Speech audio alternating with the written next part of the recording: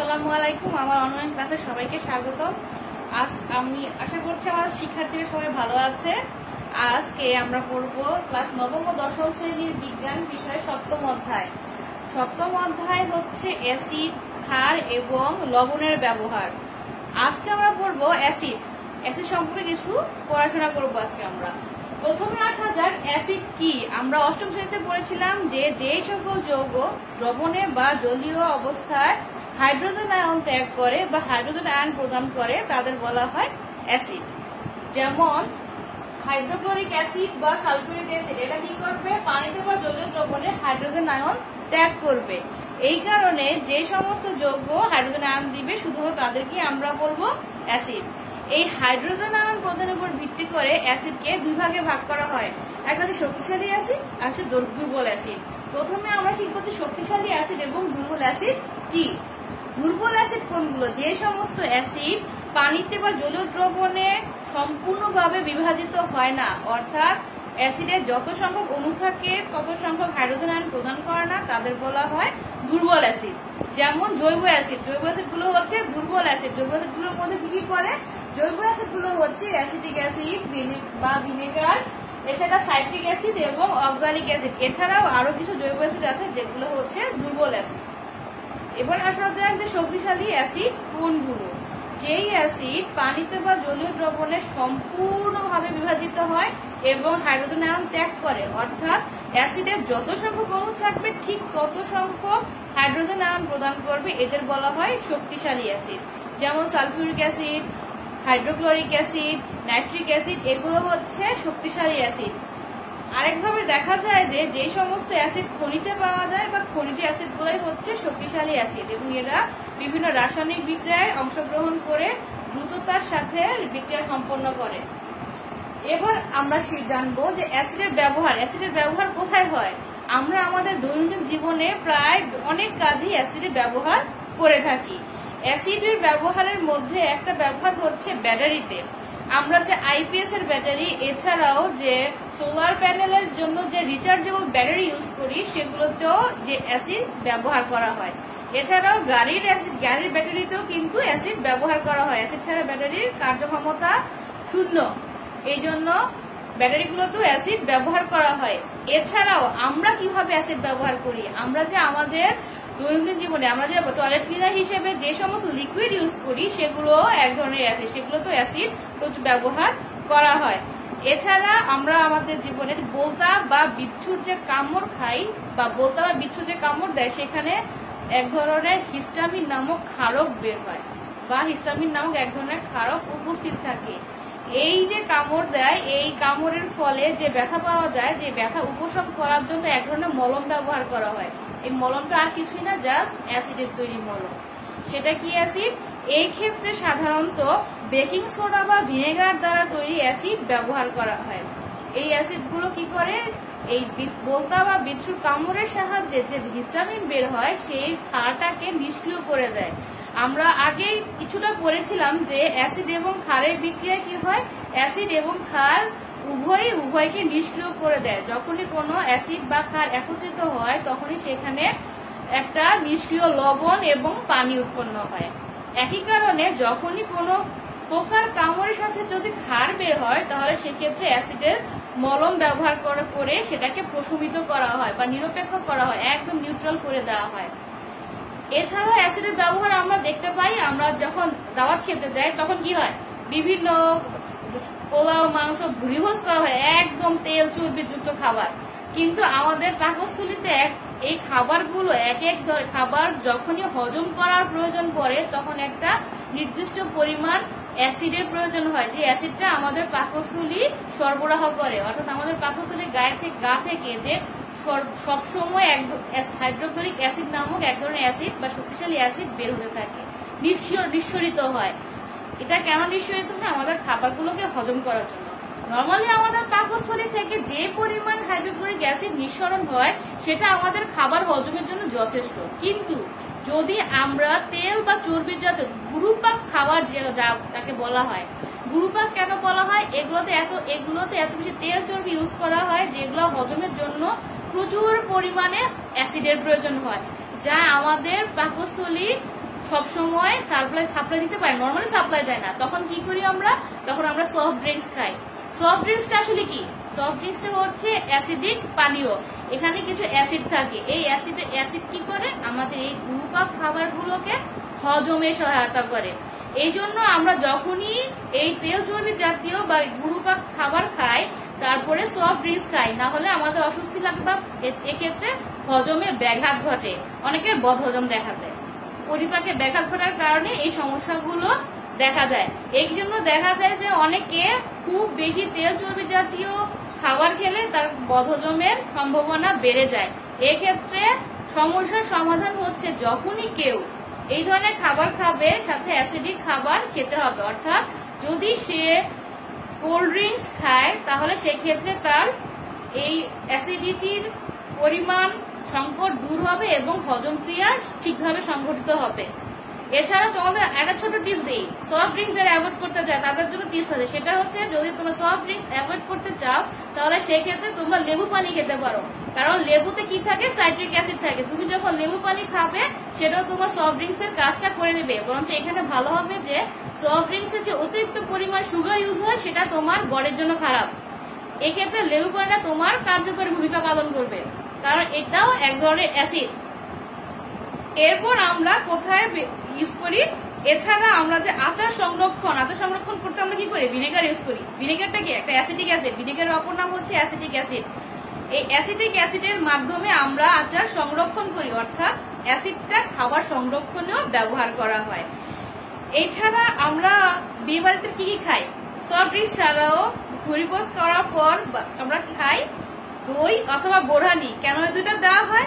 এই দুইটা দেওয়ার কারণ আছে, কারণ বোরহানিতে যে টক দই ইউজ করা হয়, এছাড়া দইয়েও টক দই ইউজ করা হয়, বা দই নিজেই তো একটা দই। আর এর কারণ হচ্ছে এতে ল্যাকটিক অ্যাসিড নামক এক ধরনের অ্যাসিড থাকে। এটা হচ্ছে দুধের অ্যাসিড। দুধের অ্যাসিডের নাম হচ্ছে ল্যাকটিক অ্যাসিড। এইটাও অ্যাসিড হওয়ার কারণে কি করে? আমাদের খাবার হজমে সহায়তা করে। এই কারণে দেখবে যে বিয়ে বাড়িতে খাবারের পর, যেহেতু ওখানেও গুরুপাক খাবার দেওয়া হচ্ছে, তোমার হজম ক্রিয়া ঠিকভাবে হওয়ার জন্য অ্যাকচুয়ালি দই বা বোরহানি সরবরাহ করা হয়, যাতে আমাদের হজমে কোনো রকম সমস্যা না হয় এবং মানুষ যেন অসুস্থ না হয়ে পড়ে। এছাড়া আমরা কোথায় ইউজ করে থাকি? আমাদের বেকারি শিল্পে, বেকারি প্রোডাক্ট। তোমরা সবাই জানো যে বেকারিতে কি তৈরি হয়? কেক, পেস্ট্রি, এগুলো তৈরি, পাউরুটি, এসব তৈরি হয়। একটা জিনিস খেয়াল করো, পাউরুটি, কেক, এগুলোতে কি হয়? ভেতরটা খুব স্পঞ্জি আর ফোলানো হয়। এটা কেন হয়? এইটাও অ্যাসিডের কারণেই হয়। পাউরুটি বা কেকটা যেন সফট হয়, ভিতরে যেন একটু ফোলানো হয়, সেজন্য এক্ষেত্রে অ্যাসিড ইউজ করা হয়। আমরা নিজেরা যখন বাসায় কেক তৈরি করি বা পাউরুটি তৈরি করি, তখনও কি করি? একটা ইনগ্রিডিয়েন্টস বেশি ইউজ করি, সেটা হচ্ছে বেকিং সোডা। কেন? এক্ষেত্রে বেকিং সোডাটা হচ্ছে এক ধরনের অ্যাসিড, এবং এইটা যখনই তাপে বিভাজিত হয়, সেখানে সে কার্বন ডাই অক্সাইড উৎপন্ন করে এবং এই গ্যাসটাই খাবারটাকে ফোলাতে সহায়তা করে। এই জন্যই আমরা এই অ্যাসিডটাকে ব্যবহার করে থাকি, খাবারটা যেন সফট থাকে এবং ফোলানো হয় এবং টেস্টি হয়। এছাড়াও বিভিন্ন ফসল উৎপাদনের কাজে যে সার ব্যবহার করা হয়, যেমন আমরা জানি কি ফসল উৎপাদনের জন্য বিভিন্ন ধরনের সার ব্যবহার করা হয়। কি কি সার? নাইট্রেট সার, সালফেট সার, ফসফেট সার ব্যবহার করা হয়। কিন্তু এই সারগুলো যখন তৈরি করা হয়, তখন সারের কারখানাও অ্যাসিডই ব্যবহৃত হয়। যেমন ধরো, যখন কোনো সার কারখানায় নাইট্রেট সার ইউজ করা হয় বা তৈরি করা হয়, তখন সেখানে নাইট্রিক অ্যাসিড ব্যবহার করা হয় এবং অ্যাসিডের নাম অনুসারে সারগুলোর নামেরও মিল থাকে। কেমন? দেখো, নাইট্রেট সার উৎপাদনের জন্য নাইট্রিক অ্যাসিড ব্যবহার করা হয়, সালফেট সার উৎপাদনের জন্য সালফিউরিক অ্যাসিড ব্যবহার করা হয়, ঠিক তেমনি ফসফেট সার উৎপাদনের জন্য ফসফরিক অ্যাসিড ব্যবহার করা হয়। এই হচ্ছে অ্যাসিডের ব্যবহার। এছাড়াও আমাদের জীবনে বিভিন্ন কাজে আমরা অ্যাসিড ব্যবহার করে থাকি, সেগুলো তোমরা বই থেকে সুন্দর করে পয়েন্ট আকারে পড়ে ফেলবা। তাহলে কি হবে? তোমরা যদি ব্যবহারগুলোকে পয়েন্ট আকারে পড়ো, তাহলে সেক্ষেত্রে তোমাদের আয়ত্ত করতে সুবিধা হবে এবং মনে রাখাও সহজ হবে। যখন তোমরা পরীক্ষার খাতায় লিখবে, তখন তোমরা মার্কস দেখে ব্যবহারগুলো লিখতে পারবে। যদি মার্কস বেশি হয় তাহলে বেশি ব্যবহার দিবে, আর মার্কস কম হলে সেই অনুযায়ী পয়েন্ট আকারে দিবে। কারণ আমাদের পরীক্ষার খাতা আমরা জানি যে লেখা অনেক, সময়ের সাথে আমাদের তাল মিলে সব কোশ্চেন অ্যান্সার করতে হবে। এবং সেই অনুযায়ী কোশ্চেনের অ্যান্সার গুলো সাইজ ঠিক করতে হবে। বড় কোশ্চেনের জন্য বড় ডিটেলস লিখতে হবে, আর শর্ট কোশ্চেনের জন্য ডিটেলসটাকে শর্ট আকারে লিখতে হবে, কিন্তু কোনো পয়েন্ট যেন বাদ না যায়।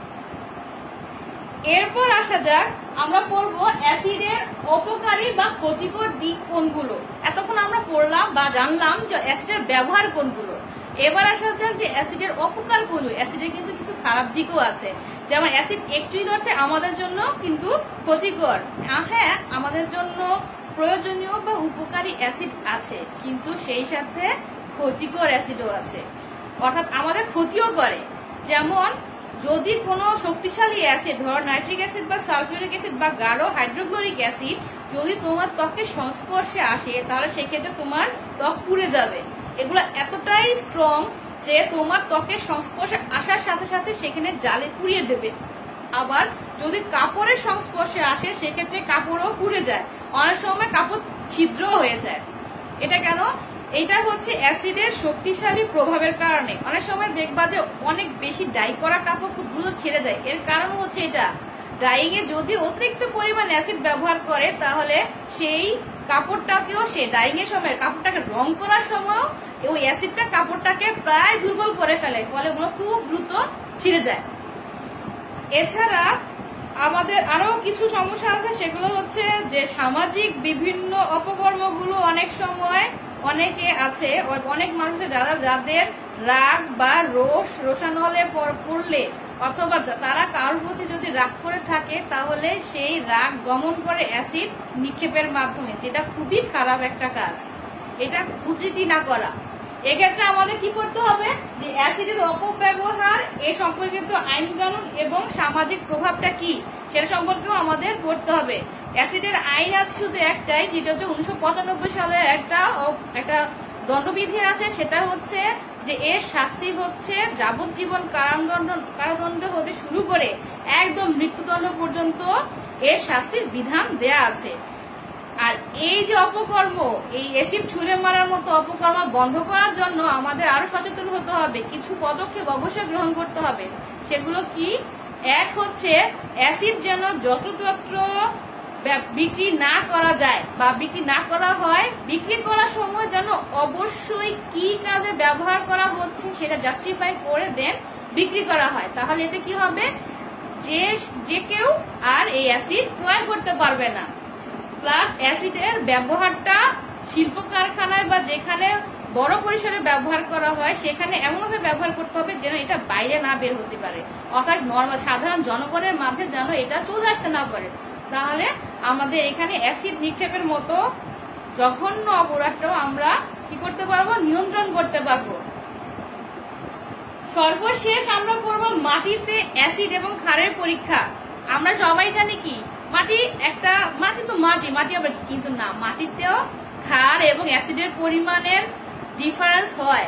কোন স্থানের মাটি হয় অ্যাসিডিক, অর্থাৎ যেখানে অ্যাসিডের মাত্রা বেশি।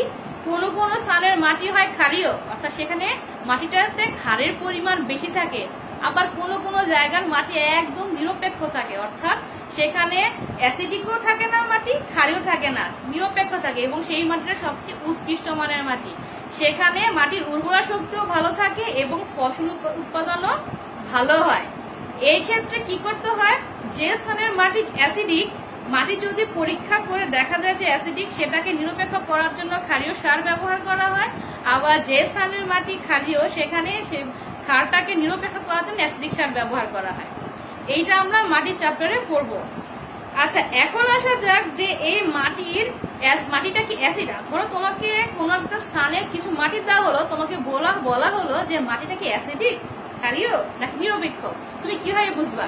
তখন তুমি চট করে একটা টেস্টের মাধ্যমে সেটা বের করতে পারবা। এক্ষেত্রে তোমার শুধু লাগবে মাটি, পানি এবং লিটমাস পেপার। এক্ষেত্রে তুমি লাল লিটমাস পেপার এবং নীল লিটমাস পেপার, দুই ধরনের পেপারই ইউজ করবে। কিভাবে করবে? মাটিটাকে একটা পাত্রে জাস্ট 100 গ্রাম মাটি দিবা, মাটি নিয়ে সেখানে 10 থেকে 20 ml পানি নিবা, পানি মিশিয়ে সেই দ্রবণে তুমি লিটমাস পেপার ডুবাই। প্রথমে ধরলাম আমরা নীল লিটমাস পেপারটাকে ডুবাই, নীল লিটমাস পেপারকে ডুবানোর পর যদি দেখা যায় যে নীল লিটমাস পেপারটা লাল হয়েছে, তাহলে বুঝতে হবে যে মাটিটা অ্যাসিডিক। কারণ অ্যাসিড কি করে, নীল লিটমাসকে লাল করে, কিন্তু লাল লিটমাসকে ডুবালে যদি কোনো কালার না হয় তাহলে বুঝতে হবে যেটা লাল লিটমাস পেপারে কোনো কালার দিচ্ছে না। নীল লিটমাসকে লাল করলে বুঝতে হবে মাটিটা অ্যাসিডিক। আর যদি দেখা যায় যে মাটিতে লাল লিটমাস পেপার ডুবালে যদি এটা নীল হয়, তাহলে বুঝতে হবে মাটিটা ক্ষারীয়, অর্থাৎ সেই মাটিতে ক্ষারের মাত্রা বেশি আছে। সেই মাটি আবার কি হবে, নীল লিটমাস পেপারে কোনো কালার দিবে না, শুধু লাল লিটমাসকেই নীল করবে। আর যদি মাটিতে দেখা যায় যে দুটো লিটমাস পেপারে একটা করে একটা ডুবে যদি দেখা যায় কোনো কালার দিচ্ছে না, তাহলে বুঝতে হবে সেটা নিরপেক্ষ মাটি। এভাবে আমরা কি করতে পারবো, মাটিটা কি অ্যাসিডিক, ক্ষারীয় নাকি নিরপেক্ষ সেটা নির্ণয় করতে পারবো। এটাও ভালোভাবেই শিখবে, কারণ এটাও আসতে পারে যে অ্যাসিড মাটি ধরন কিরকম, মাটিটা কি অ্যাসিডিক, ক্ষারীয় নাকি নিরপেক্ষ, সেটা তুমি কিভাবে বুঝবে, এই ধরনের প্রশ্ন আসবে। আশা করছি যতটুকু পর্যন্ত পড়িয়েছি আমার শিক্ষার্থীরা খুব ভালোভাবে বুঝেছো। আর বাসায় ভালোভাবে বইটা খুঁটিনাটি একদম ভালোভাবে শিখবে, কারণ তোমাদের অবজেক্টিভের জন্য বইটা খুঁটিয়ে খুঁটিয়ে পড়াটা খুবই প্রয়োজন। আর সাবজেক্টিভের জন্য কোশ্চেন গুলো ধরে সুন্দরভাবে পড়বা, যেন উদ্দীপক যেভাবে আসুক না কেন আমরা যেন উদ্দীপকটা বুঝতে পারি এবং সেই অনুযায়ী অ্যান্সার করতে পারি। এবং কারণ হচ্ছে এই চ্যাপ্টার গুলো খুবই সহজ, এই চ্যাপ্টারটা একচুয়ালি সহজ, এটা তুমি যদি বুঝে পড়তে পারো অ্যান্সার করতে পারবে সুন্দরভাবে এবং এখান থেকে মার্কস খুব ভালোভাবে তোলা যায়। ওকে, আজকে আমার ক্লাস এখানে শেষ। আসসালামু আলাইকুম, সবাই ভালো থাকবে।